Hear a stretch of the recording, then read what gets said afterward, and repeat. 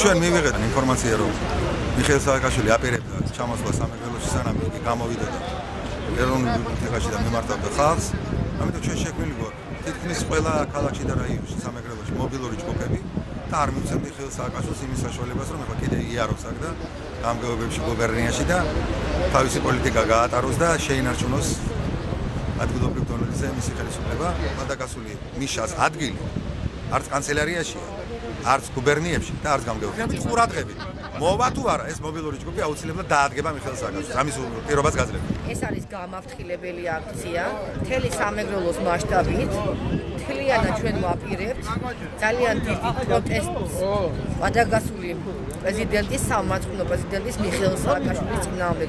მას არანაირი მორალური უფლება არ გააჩნია, რომ დღეს იყოს ის ქვეყნის პირველი პირი, მას რამე ვაჟკაცობის და საქართველოს თუ შერჩა ის ამ ყველაფრის შემდეგ რაც ხდება საქართველოში მინიმუმ უნდა გადამდგარიყო, მაგრამ მას არ ყოფნის ამისთვის არანაირი მისი საქციელებიდან გამომდინარე ვაჟკაცობა და ჩვენ ყველაფერს გავაკეთებთ იმისთვის, რომ სამეგრელომ თავისი სიტყვა თქვას.